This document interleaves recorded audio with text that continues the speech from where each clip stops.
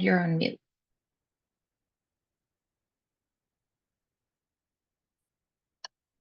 Hello, everyone. Welcome. We're going to give everyone a minute to sort of launch in and get settled into our webinar this morning. I'm going to do a few pieces of housekeeping and I'm going to start the meeting with a land acknowledgement.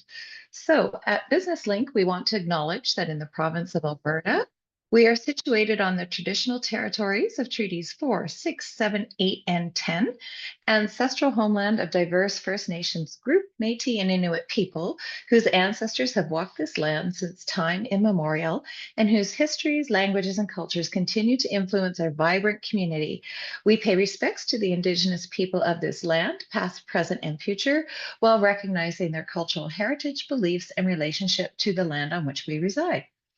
So welcome everyone. You'll see at the bottom of your screen the opportunity to say hello in chat. So feel free to just say hi in chat and type in your name and the name of your business if you like, so we can get a sense of who you are. And if you have questions about this presentation, there's also a box at the bottom called Q&A. So what's going to happen is you can type your questions into the Q&A. We're going to handle those at the end of the session. And I'm just going to shout those questions out to Holly as we get moving on this particular program. So Holly, welcome. My name is Linda Griffin. I'm the Education Programs Coordinator with Business Link, and we're proud and pleased to have Holly Blair here with us today. Holly has done presentations like this before with us. Today is about building a lean, cost-effective business. I can think of no other better person to speak to this because Holly is an engineer with a black belt in Six Sigma training, and I'm going to let her introduce all of the background information about herself as we get started. So welcome, Holly, and thanks for speaking today. Oh, absolutely. Thank you, Linda. It's great to be with you all today. Awesome. So welcome to the presentation, everyone. Today's conversation is about building a lean, cost-effective business, and it's all about unlocking your business's full potential with lean tools. So what we're going to cover today is we're going to have a conversation first about what is Lean Six Sigma, because you may not have heard of that term, and it can sound quite technical and complicated, and I promise it's much more simple than it may sound. So I want to give you some access to being able to use these tools to really enhance the productivity and effectiveness of your business and ultimately increase your profits. So then we'll talk about 5 steps about how to go about that, how to create a lean, cost-effective business. And then at the end, some opportunities to unleash the power of lean in your business. So as we're getting started today, how you want to get the most value today, there's a particular way to kind of listen to this. So the real opportunity would be to listen from a real issue that you're dealing with in your business. So it might be an existing problem in an existing process, something that's not working the way you want it to, or some kind of new challenge you're experiencing with the business and trying to grow. And really ultimately a process that you're open to seeing something new about today. Awesome. And just missing a slide there. I thought it was there. It might pop up in a second, but I'll give you a little bit of background about myself. As Linda said, I am a chemical engineer and I live in Calgary, Alberta. And I created Engineering Possibilities about 6 years ago. And it's really with the intention to make a difference with lean for small and mid-sized businesses across Canada. There's lots of lean tools and things that people use in large corporations, and there's a common myth that lean only works for really big companies. When in fact, you can use it to get your kids ready for school on time in the morning and lots of applications in your small business. So I want to bring that conversation forward for you today. My background, I am a chemical engineer, as I said. I'm also a Lean Six Sigma Master Black Belt, which means I know a lot about Lean Six Sigma, and I can help organizations really bring those conversations to life in their companies. Certified executive coach and certified in change management. And otherwise, I am originally from Ontario. I go back a fair amount, have lots of clients in Ontario, so that's always a good excuse to get back. And a big Formula One fan, and I live in Calgary with my dog, Lucas. All right, so let's jump into the content here, but what exactly is lean? So lean is a continuous improvement methodology that's focused on increasing value for your customers, eliminating waste and streamlining your operations. So lean is a set of tools and principles that are all designed to streamline your process, have things move through the process as effectively as possible. And then the other term is Six Sigma. And Six Sigma, I say it can get really nerdy really quickly, but it's more of a statistical based, data driven continuous improvement methodology. And it's focused on reducing variation in your processes and eliminating defects. So Six Sigma is all about having the same thing come out of your process at the end the same way every time. And the more reliable you can be at doing that, the higher performing your process will be. So if you put the two of them together, you have Lean Six Sigma, and that becomes a very powerful methodology for transforming processes and increasing your profitability and effectiveness. And the two of them together really work to reduce variation, eliminate defects, and eliminate waste in your process. So it's all about a way of thinking, and it's Lean Six Sigma. I kind of liken it sometimes to like getting a new pair of glasses, where you put them on and all of a sudden you can see things you couldn't see before. And with Lean, that's really one of the experiences of once you learn about these pretty simple tools and methods, all of a sudden you can see all kinds of opportunities to transform and improve your business. Lean Six Sigma did come from Japan following World War II and the rise of the Japanese auto industry. And so it's got origins in manufacturing, but it's definitely expanded beyond manufacturing and around the world now. So healthcare, there's lots of AHS actually has several teams working on lean projects within the organization. It applies to service businesses and chemical processes, the food and beverage industry, fabrication shops, lots of technology applications as well. So you don't necessarily have to have a brick and mortar place to go to have lean make a difference. And small businesses is something that I'm really passionate about, and really bringing that conversation to you all, given the challenges you're dealing with every day. So these are some examples of small business clients I've worked with over the last few years. You'll notice some extreme variation in the types of companies I've worked with. An interior designer, an electrical contractor, accountant, an equine chiropractor. It's a chiropractor for horses, which I didn't even know was a thing until I met them. And then a physical therapist and a mobile massage therapy and a appliance repair shop. So it doesn't necessarily matter what you're doing. If you're providing some kind of service or process that people move through, whether you're making something or not, if you're manufacturing some kind of product, you can see some obvious applications of lean, but service businesses have just as much of an opportunity. And typically what I've helped these clients with are things like process mapping, standardizing their processes, documentation, like actually writing down what they do and how they do it. A lot of them are struggling with trying to grow their business beyond themselves, and then they get stuck with um, people not understanding or turnover with their staff, and then just not being able to grow sustainably.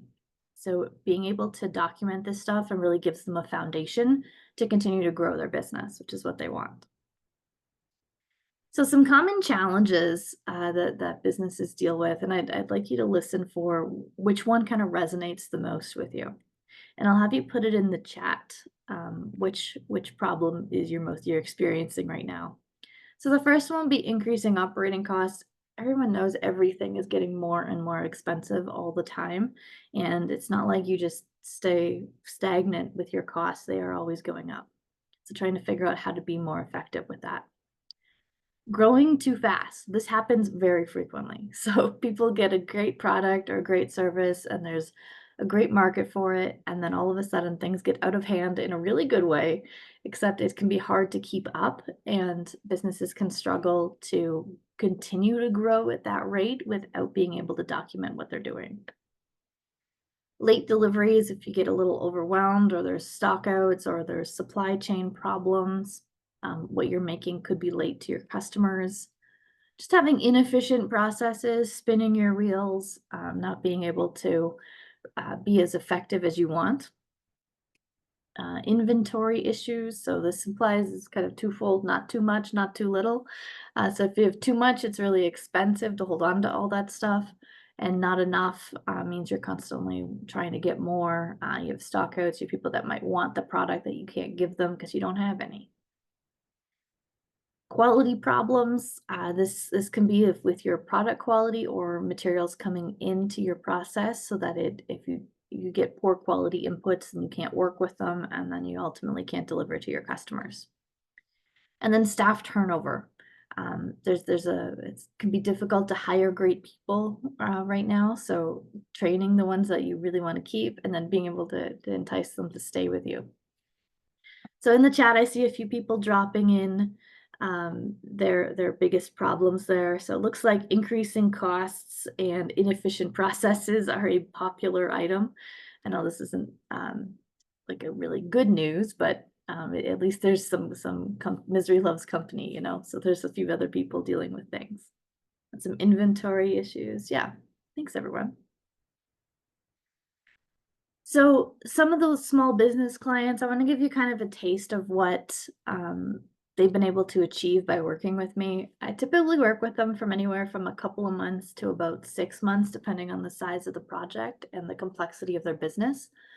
So these things are achieved in pretty short order. So things like increasing their productivity by 40%, dropping their operating costs by 20%, improving on-time deliveries by 30%, reducing wait time for patients by 15%, standardizing and documenting procedures for sustainable growth. That is probably the most popular reason small businesses come to work with me, because they want to be able to grow effectively and sustainably and with confidence.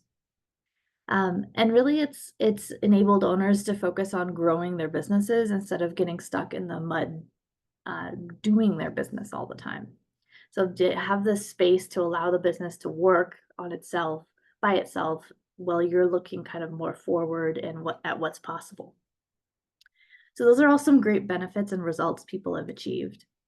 And the benefits of lean for small businesses are really immense. So there's obviously you can reduce your costs. That's a big sell point of lean. But reducing overwhelm and eliminating chaos, like having business owners the space, giving them the space to be able to do what they do and have that forward-looking mentality, not have the experience of being overwhelmed, and ultimately get some time back for your own life. Improving the productivity and efficiency of your operations, enabling data-driven decision-making. So a lot of lean tools and processes are about figuring out what data to use. Then you can use that to evaluate your processes and be able to make decisions going forward. So improving quality and customer satisfaction is another opportunity. And it requires minimal investment for high returns, which is great. So people are able to identify really small capital investments, or if any, zero often, about how to how to invest money appropriately in their business so that you can really turn that around and be profitable. And ultimately, it's about enabling your small business growth and giving your business owners back some time in your life. So how do we do that? How do you go about creating a lean and cost-effective business? So there's 5 steps. The first one is to understand the current state of your business. Then identify and action improvement opportunities. Create performance metrics to track your progress. Implement those improvements, and then continuous improvement and sustainment. So the first step is understanding the current state of your business, which is sort of like how things currently work, what's the lay of the land, how are things actually going in today's situation. So first you want to know where you are before you decide where you want to go. So this helps you to identify your current performance processes and challenges. Measure before you start improving things. So figure out where you stand and then design and create measurement systems that give you accurate data so that your improvement actions can be effective. And if you don't do it, then they can be kind of misguided and you can have even more of an experience of just spinning your wheels. And then uncovering hidden efficiencies and bottlenecks, understand your workflows to expose the problems. So things like delays, redundant tasks, and wasteful practices. So the first thing you want to do is build a process map of your process. So that can be like start to finish, what's our core offering for our clients or for your customers, starting from maybe you're manufacturing the thing, so getting the raw materials in, producing it, and then ultimately being able to sell it. Or it might be about advertising and creating and sharing the opportunity of your services, and then having people come and sign up for your program or your service delivery. Maybe it's some kind of healthcare or personal care type of service, and being able to then deliver your service effectively. So you can map that out step by step. This example on the screen here is called a swim lane map, and that they're really simple to make. I've done that one in a whiteboard application called Miro. It's free, it's online, it's great. You can build sticky notes and kind of work out from there. So each lane has uh, a person or a role accountable for it, and then you put the actions that each person does in the lane of the swim lane. And then you can see the handoffs back and forth between processes. You can see the whole flow of your workflow. And then from there, you want to measure your process. So figure out kind of how many customers per week you're working with, what's your monthly revenue. The cycle time is how long your process takes to work from start to finish. And then you can look at ways to reduce that. Measuring quality metrics, percentage of on-time deliveries, inventory costs, any rework or reprocessing that you're doing, you can quantify and measure those. And then defects, errors, and efficiency metrics. And those are just a few samples of things. There's many ways to measure a process, and I've got some more later on in the slide deck. But ultimately, it's about trying to figure out where you stand and where the opportunities are. And then from here, I want to identify and action your improvement opportunities. So this is about identifying process waste in your operations, all the things that get in the way of you being able to really deliver your service or your product effectively. So you're looking for all these hidden inefficiencies and bottlenecks. And one of the really powerful lean tools is called the 8 wastes. And they make an acronym, there's 8 of them. The acronym is Downtime. So we have defects, which are mistakes and errors. And as we're going through these, kind of think about your own process and where you have these waste items happening in your own business. So we have mistakes and errors for defects. Overproduction is making more than you need, whether that's a product or maybe you just have more service offerings than you have customers for at this time. Waiting, delays, wait time, that one's probably the most obvious of the 8 wastes. Non-utilized talent is the underutilization of people's skills and knowledge in the process. Transportation is unnecessarily moving things around, and that might be because you might be some kind of delivery service and you do have to go out. That's part of your business, is to deliver things all over the city. So making some smart decisions about what that looks like and how to plan your routes can be more effective. Inventory waste. So again, having too much inventory is costly and it takes up a lot of space. And then not enough inventory leads to stockouts and late deliveries. So that one's sort of like Goldilocks and the 3 bears, not too much, not too little, just right. And then motion waste is excessive movement of people in your process. So if their work areas aren't well designed or they're just really busy, people can be not as effective as they might be. Also involves searching for stuff, whether that's tools or materials, or even just information that they need to be able to do their jobs well. And then excess processing is the last waste. It's about redundant and rework activities. So if anyone is interested in learning more about the 8 wastes, I have a free download to share with you guys. And this is an ebook I created a couple of years ago. And I'm just going to throw it here in the chat. Um, so that link just asks you for your email address and name, and then you'll get access to an ebook that'll give you way more information than I can give you in a short amount of time here today about process waste, what it is, how to identify it, and then what to do about it in your business. So it's a great resource. So then we move on to step 3 here in creating a cost-effective business. And this one is about identifying and actioning your improvement opportunities. So implementing your improvements. Oh, the link did not show. Okay, thanks for letting me know that. I had it set to the wrong spot. So let me paste that in here again. There we go. That should go to everyone. Thanks for letting me know that. So coming back over here now to identify these things. These are some different lean tools you can use to streamline your processes. Some of them have some interesting names, and I'm going to go through each of them. I have a slide on each one. This is a little bit like a crash course in lean, so there's a lot of information in a short period of time here. So if you have any questions or anything, I am going to give you a link at the end to book a call with me, and we can talk specifically about your business. So the first one is called 5S. And 5S is a really great way of organizing workspaces and being able to have what you need in terms of materials or tools available and in a state that you can take them and use them, and then they get replenished and there's always enough for you. So there's 5 steps in a 5S transformation. Sort, which means what do I actually need in this space? Is there anything I can get rid of? Is there stuff that doesn't need to be here? Is there things that just got put down once upon a time and they've always been here since? What can we do about that? So it's sort of like a clear out all the junk first. Then once you've gotten rid of all the stuff that doesn't belong, you can set the remaining stuff in order. You can organize it. The shine step is then about cleaning and tidying, throwing a fresh coat of paint down, making it really nice and workable for people.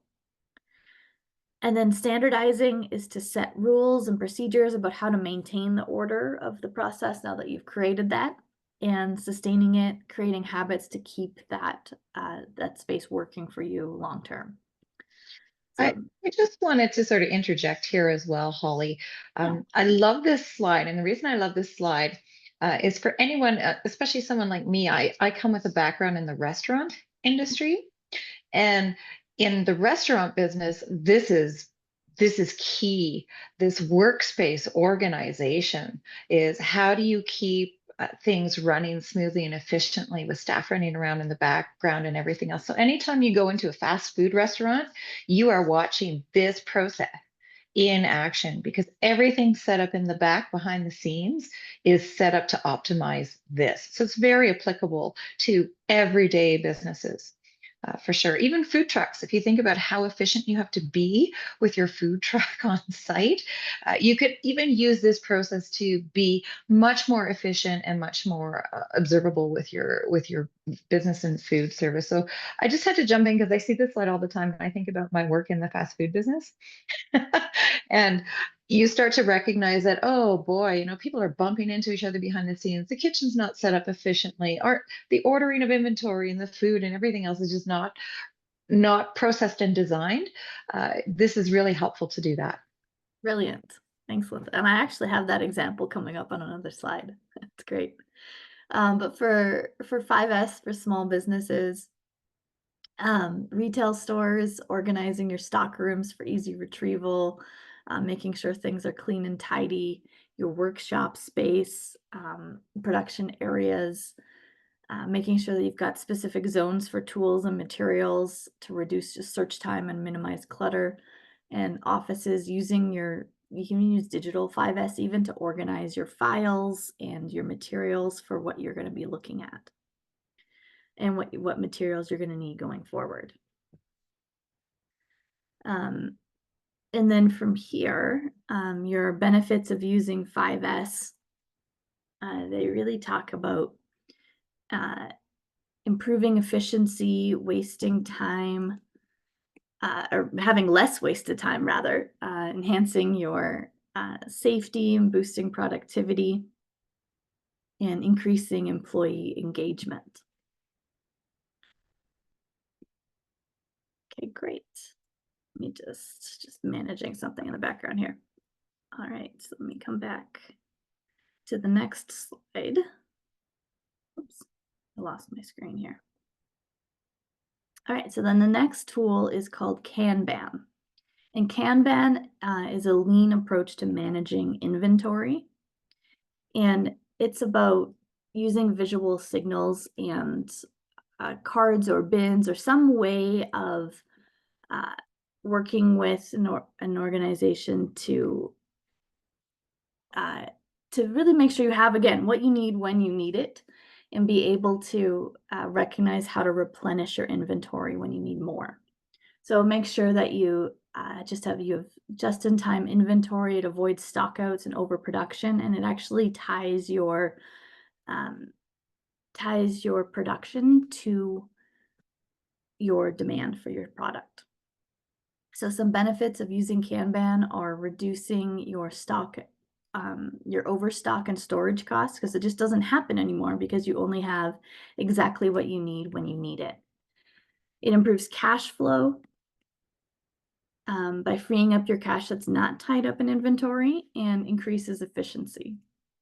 And some examples for Kanban are retail stores that are able to use a Kanban card to signal when popular items are sold, so then they need to get more. Cafes and restaurants, tracking ingredients, making sure you have all of the materials you need and you never run out of essential items. Like if you're a coffee shop, make sure you never run out of coffee beans. And then workshops and manufacturing spaces, managing raw materials to make sure that you always have enough materials as you need them.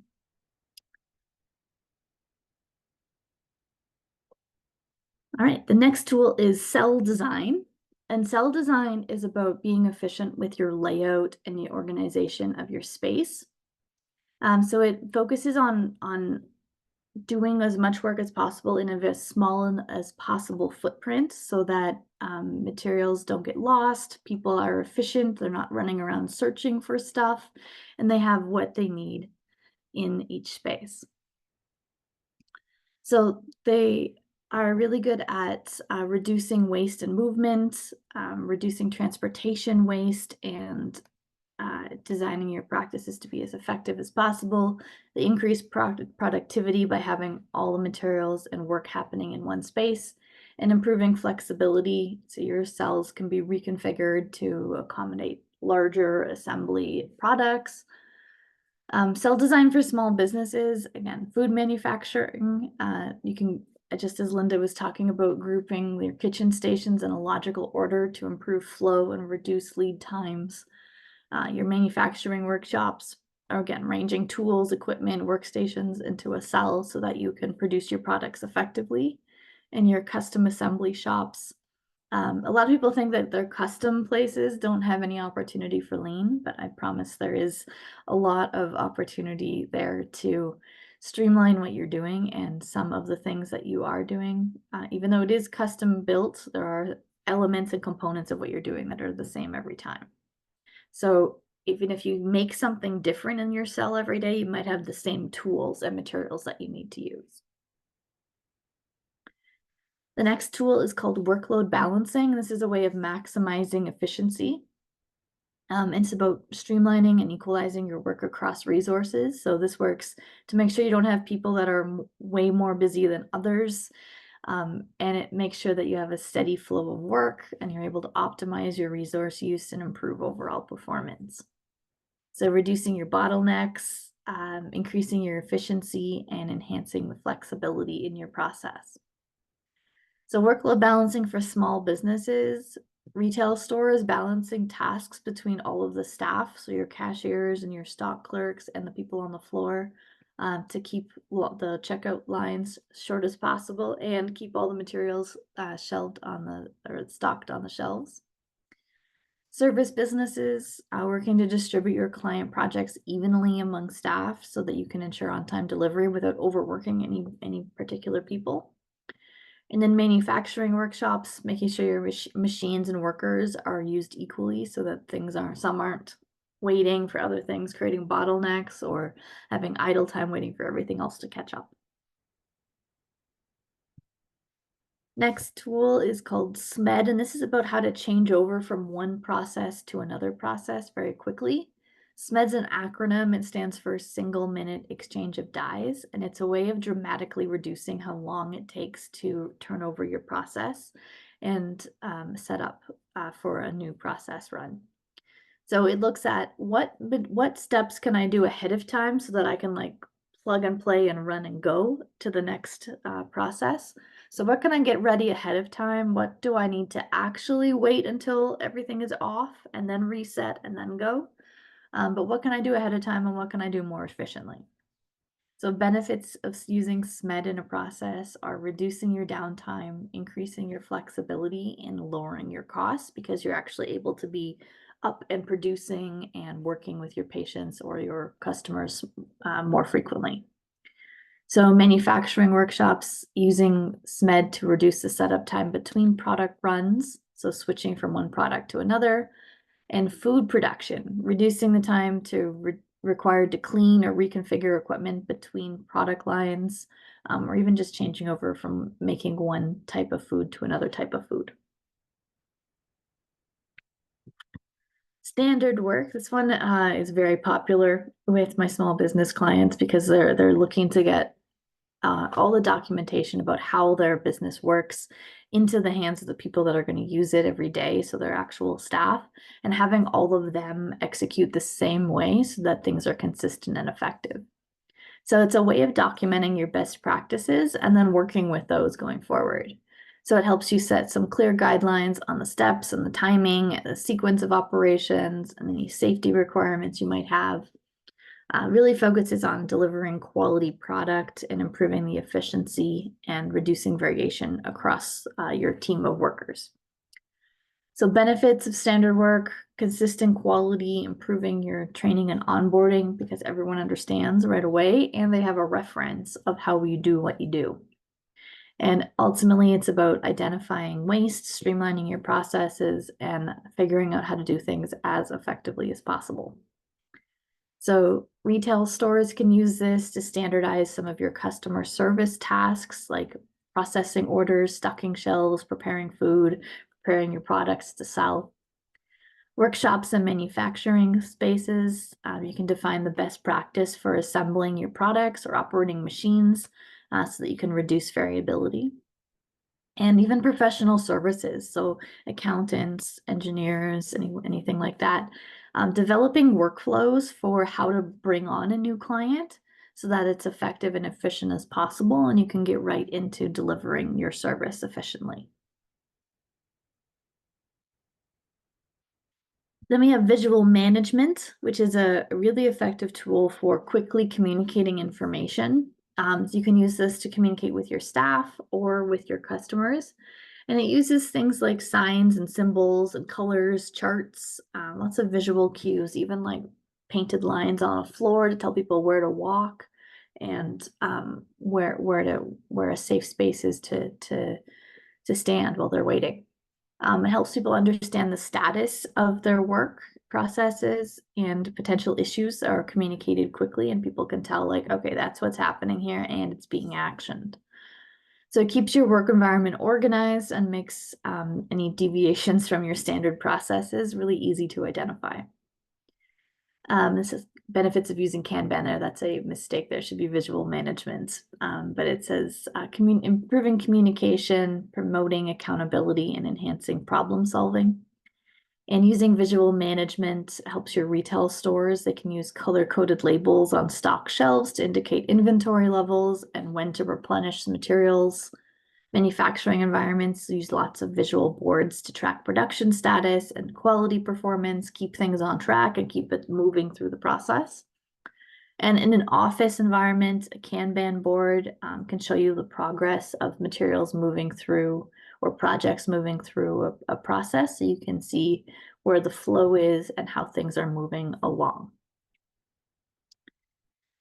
And then the last one we have is poka-yoke. It's a Japanese word. It's one of the funny ones. And it's a tool for preventing errors from happening. So it's like mistake proofing your process. So it's a way of designing your process so errors are next to impossible to occur, or if you can't make them impossible to happen, then you make them very obvious when they do happen so that you can take immediate action to deal with them. So it's really focused on simplicity and practical efforts to reduce defects and ensure quality in your process. So benefits here are reducing defects and rework, improving quality, and increasing your efficiency because you're able to put everything together quickly and trust that it will always work.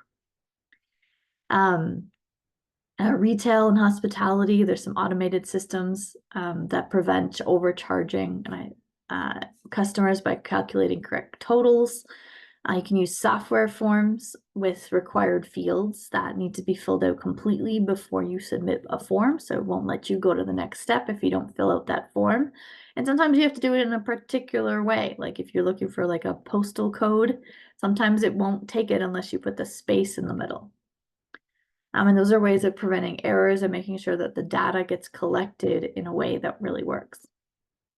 And then in manufacturing operations, using fixtures that ensure components can only be assembled in one way, kind of like the image there on the top. So that three-way prong could go many ways, and it might have a problem if it goes on sideways. So if you make one of the prongs slightly larger, then there's only one orientation that will work to be able to put those together.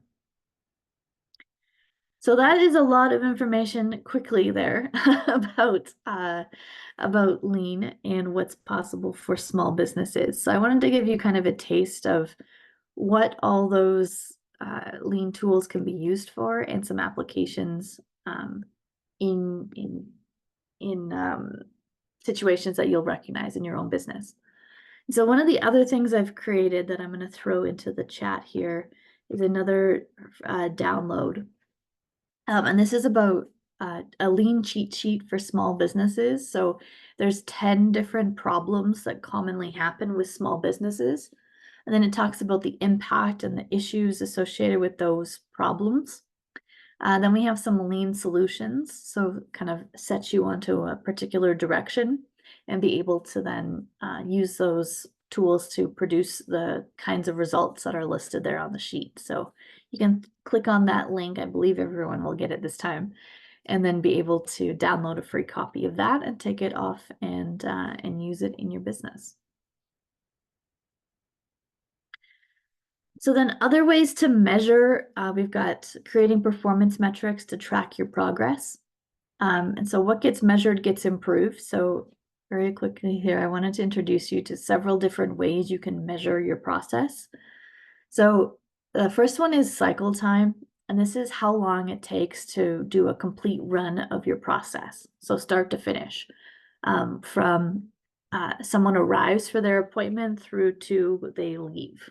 So you provide them their service and then they go home. So how long does that take for one person? Or how long does it take to do one project? How long does it take to manufacture whatever your product is? So things you can do are map your process and then figure out how long each process step takes, and then work to figure out how I can do things, maybe parallel path, two things at the same time, and ultimately reduce your cycle time. Process efficiency metrics. This is unique for each business, but it's some kind of ratio of inputs to outputs relative to how much comes out of the process or relative to some kind of standard. So stuff like energy efficiency or resource efficiency, productivity measures. So how many units of work does each person working in my business produce? So it helps you figure out standards and optimize your workloads. And then you can measure your actual performance versus what's ideal. You can figure out how to be most effective from there. Process effectiveness is a measure of how well you are doing relative to specific customer requirements. So something like the percent of your deliveries that go out on time, or some customer satisfaction measures. So you can define what these are and then track their performance over time. And then when there's a problem, you can look at what happened, how did that happen, why did that happen, and what can we do to prevent that from happening again in the future. Downtime. So this is the amount of time that the process spends not running, including breakdowns and changeovers. And this can be even if you have downtime in your service business of not having any appointments filled. Maybe you want to do that on purpose so you can work on other things in your business. But if there's excessive amounts of downtime and you're not having enough people coming in, that's another source of downtime. So you can define detailed downtime reasons, so why the machines aren't running or why there's nobody coming through your process. You can track downtime over a shift or a day or a week, or whatever makes sense for you, and then evaluate that performance over time and figure out why there's so much downtime and what you can do to eliminate it. Then we have production cost, and this is how much it costs to operate your process and produce the outcome. So things like calculating the unit cost or even some metrics about how much it costs you to acquire a new customer, then be able to use those metrics and figure out ways to reduce the costs. So you might look at your costs of goods sold, your fixed costs, variable costs, the value of your current inventory, and use those to establish some key financial metrics, track those costs over time, and look for opportunities to reduce them and minimize the spend. Production rate. So this is your speed of your process or the number of units or the number of people you're serving in a service business in a certain amount of time, which might be an hour or it might be a day or a shift. But looking at what's your production rate and how many it's like sort of clients per hour are you able to see, and is there any opportunity to increase that? And we have process capability. This one gets a little bit nerdy quickly, but process capability is a Lean Six Sigma metric that allows you to figure out how effective your process is and if it's able or capable of producing the desired outcome. So there's a calculation and a way of measuring your process to be able to tell, is this even possible for my process to operate within this range? And if yes, then great. If no, then what can I do to get it back into that range? Then we have quality. People are pretty familiar with quality. So things like the number of defects, the amount of scrap product that gets generated, the amount of rework that gets required, and the percent of on-spec product produced. So tracking and measuring your quality metrics, and then figuring out, how do I optimize these? What do I need to do to minimize this waste or reduce this amount of rework that we're doing? And then we have process compliance, the last one of these, and this is about how well your process performs against standards or requirements or regulations. So things like percent of schedule compliance, how well are you doing at doing what you said you would do on each day, or some kind of quality metric against a standard. So these are all meant to give you some ideas about how to measure your process. And then once you start measuring it, you'll pay more attention to it and then be able to reduce the amount of effort and energy and money spent in each area. So then once you have all of those, then you want to implement your improvements. And there's lots of ways to apply these tools to streamline your processes and then execute on them. So a couple of ways that can support you in executing these things, because when you map your process and then you find all this process waste, then there can be like an overwhelming amount of things to do, a lot of actions to take. So these things help you figure out how to prioritize and execute them effectively. So the first one's called an impact effort matrix. And this is about estimating how difficult something is to complete, so how much effort is required, and then how much of a benefit or an impact is that going to make on your operations. And then you can plot these on a little grid. So I typically do this for clients. I make up like a 1 to 10 scale for impact and 1 to 10 scale for effort. And then it's sort of a rough estimate, and we'll throw the sticky note up on there and just sort of rate them all and plot them onto a wall or a whiteboard on Miro, and then be able to identify which ones are the highest priorities by applying this little quadrant system to the grid. So I'll put 5 right in the middle there. So anything that's high impact and low effort, so greater than 5 on the impact scale and less than 5 on the effort scale would be a gem, like a brilliant little idea that we should probably execute right now. It's not too complicated to do, but it's going to make a big difference. The major projects are high impact, high effort things. They're going to take more effort, more resources, more time, more money. So we want to make a plan for those ones. Then on the other side, the quick wins, super simple, just do it activities, really easy to do and all right, benefit, not huge, but like useful. Being able to do those quickly. And then we have the back burner ideas, which are high effort but low impact. And those are ones that maybe we don't action right now. We just put them to the side, leave them there, and then we can continue on. So if you can plot all of your improvement ideas onto something like this, it helps you figure out, okay, where is the ones that's going to make the biggest difference? What can I bite off that's small enough to do and do it quickly? And then you can make your plans for your major projects. So that really helps people to be able to take us a list of 50 improvement ideas down to like 3 things I can do today. And then we have the plan, do, check, act process, and that's an iterative process for how to quickly implement improvements and get a lot of buy-in while you're doing it. So it's about little pilot activities, like you get an improvement idea, you try it out, you make a plan, you'll do it on a small scale. So in the plan phase, you're defining your problem and developing some kind of solution for it. In the do phase, you're going to do this quickly. So this happens like inside of a couple of days and maybe several times during a week. Where you'll implement the solution and try it and then see what happens. How well did it go? Do you want to check the results? And then based on those results, maybe you want to adjust your plan, change your approach, or change your solution a little bit, and then do it again. So you're getting buy-in from people as you're rolling this out and being able to kind of build something as you're flying the plane here and being able to execute effectively.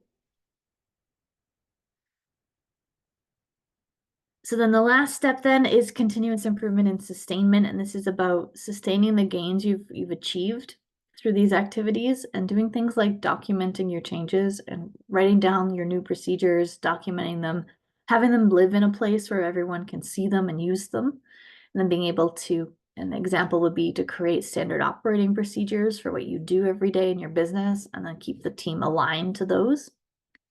Monitoring and adjusting. So just because you came up with a solution 3 months ago and it worked then doesn't mean that it's going to stay working for the rest of time. So reviewing your processes and metrics, ensuring that your changes are working still as they were intended, and adjusting them as you go. Businesses change and the market changes, and you need to be able to be effective enough to respond to those changes. So things like doing monthly reviews of your KPIs to track how you're doing in your performance, and then detect any slip ups, be able to action those, and maybe change your improvements a bit to respond to the current situation. And then commit to ongoing training, keep your team updated on new practices, ensure continuous learning. So you can do periodic training sessions on new lean tools that you're looking to implement or updated workflows that you're developing in your business. So then unleashing the power of lean in your business, these are just some other things that Engineering Possibilities provides for our small business clients. So things like lean assessments. The Lean Entrepreneur Program is designed to be lean consulting on an entrepreneur's budget. So it makes it available to you at a appropriate price point.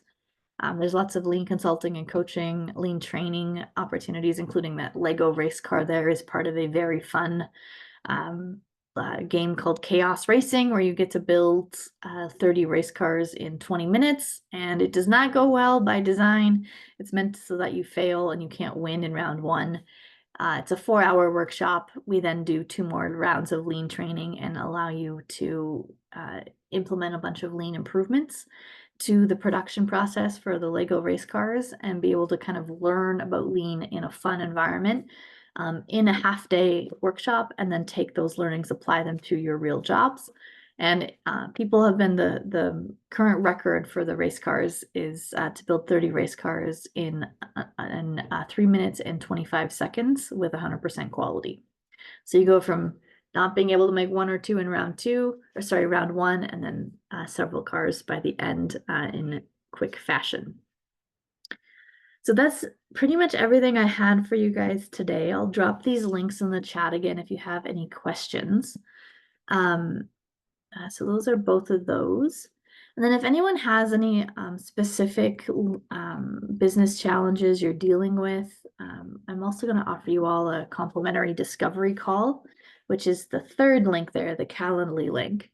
And that'll give you access to booking a half-hour call to discuss any specific problems you have in your business that you'd like to work on. And if you just want to have a conversation for what's possible, that's great as well. So I can open it up to questions if anyone has any. I know the Q&A has been open there, but I haven't seen if anything has gone in there. But any Thanks. questions or comments? Thanks, Holly. Lots and lots of in-depth info about Lean Six Sigma. It's a very comprehensive program, international program, really, that is used by businesses worldwide.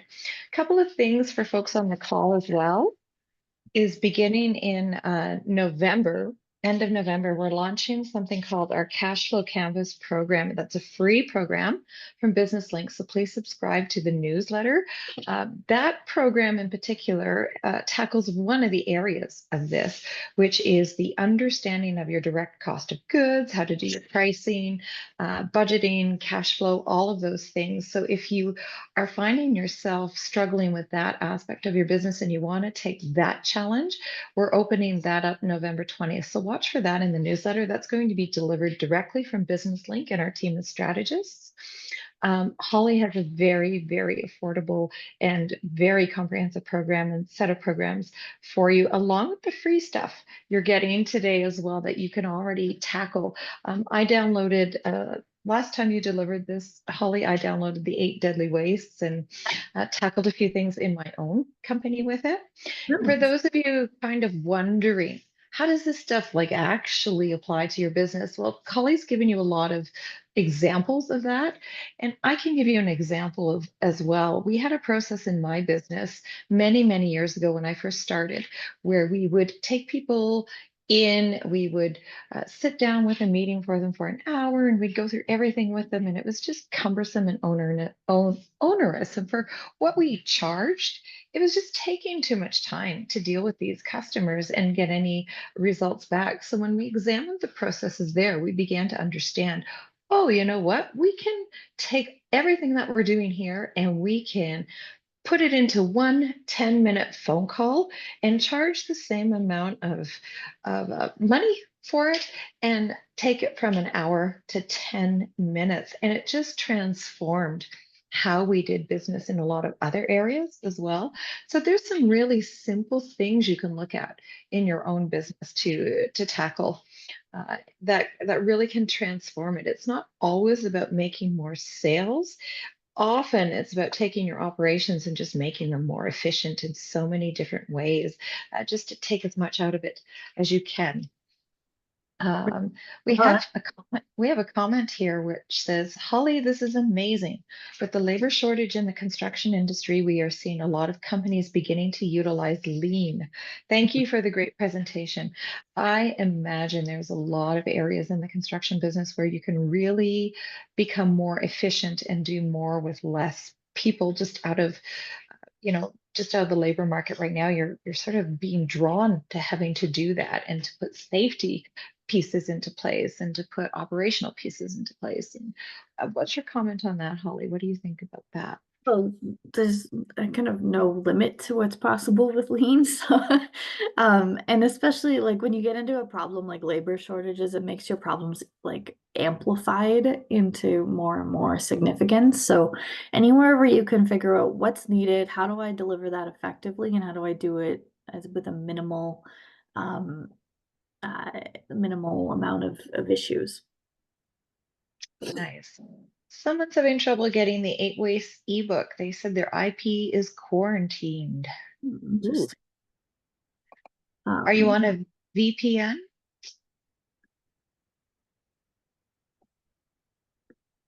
No, not on a VPN. strange. Let me look here, see if I can find the file. Um,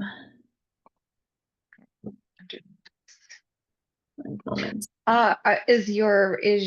Do you have an antivirus program, Annika, running right now? I can grab a link that can take you directly to the file. 1 second, I just gotta log in and get it.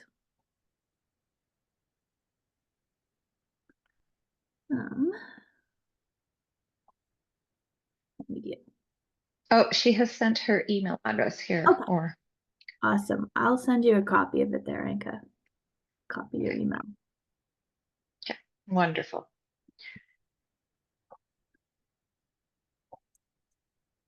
Awesome. Anyone else have something? I know we had someone talk about their inventory. Inventory was a challenge. There was Uh, another question just above here about getting teams to embrace SOPs. okay. That can be a real thing. So yeah, so you might invent your standard operating procedure and then no one wants to follow it. So that is a common problem. The one thing to do that is to involve the people who work in the process in developing the best procedure. So not necessarily telling people what to do, but involving them because they may have things the way they do it that you've never thought about. And there may be if there's 3 people doing it, there are 3 different ways to do that process. So you wanna interview them, get them together to Yep. collaborate on how best to do it, and the more that you can involve people in creating them, the more likely they're gonna be to participate and follow them. And then there's lots of change management type of activities you can do to get people enrolled in it, get them excited about it, get them to get what the value is, and understand why this is important to you as a business owner. Okay, everyone. Thank you for your great questions today. We really appreciate your participation. Thank you for joining us. So we do not send out the slide deck on these presentations. However, you can subscribe to the Business Link YouTube channel, and this presentation and many, many, many others from Business Link from our other presenters and speakers are on that YouTube channel, and you can watch the recordings anytime. This one may take about a day and a half, 2 days to be on there, but you can go back and look at it anytime. And I think we have some archival ones from you as well that still might be in our YouTube channel. So everybody take a peek at that for sure. So you've got your downloads, you've had your day with Holly. Thank you for your questions and introducing your businesses. Everybody, please, if you haven't subscribed already, although you probably have, subscribe to our newsletter. We have lots of upcoming activities, webinars, all sorts of stuff happening, especially for October and November when we have November is Financial Literacy Month. October has Small Business Week. Lots of things that you can do through Business Link as well. Head on over to businesslink.ca. Thanks so much, Holly. Do you want to put your website address in as well and make sure we've got your email and website address in the chat before we all go? So there's my website. Great.